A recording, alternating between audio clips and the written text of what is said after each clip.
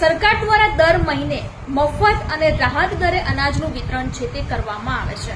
આપણે જાણીએ છીએ કે લાંબા સમયથી રેશન કાર્ડનું ઈ-કેવાયસી કરવાની જે પ્રક્રિયા છે તે ચાલી રહી છે, પરંતુ હજી એવા અનેક લોકો છે કે જેમણે રેશન કાર્ડનું ઈ-કેવાયસી નથી કરાવ્યું। તે અંતર્ગત ગુજરાત સરકારે 15 મે બાદ અનાજનો જથ્થો છે તે એવા વ્યક્તિઓ માટે બંધ કરી દીધો છે કે જેમણે રેશન કાર્ડનું ઈ-કેવાયસી નથી કરાવ્યું। પરંતુ જ્યારે આવા લોકો અનાજનો જથ્થો લેવા માટે દુકાન પર જઈ રહ્યા છે ત્યારે તેમને વિક્રેતા દ્વારા અનાજ આપવાની ના પાડવામાં આવી રહી છે।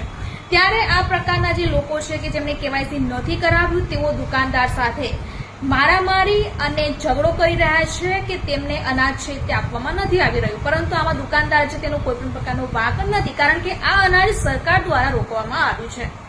ત્યારે આ પ્રકારની સમસ્યાઓને લઈને દુકાનદારોએ 1 જૂનથી રાશનની દુકાનો બંધ કરવાનો નિર્ણય લીધો છે। તેમની માંગ છે કે સરકાર તેમની ઈ-કેવાયસી કરવાની પ્રક્રિયા છે તે પૂર્ણ કરે। જેમણે ઈ-કેવાયસી નથી કરાવ્યું તે લોકો પણ ઈ-કેવાયસી કરાવી લે, જેથી કરીને આ પ્રકારની સમસ્યાઓ છે તે દૂર થાય।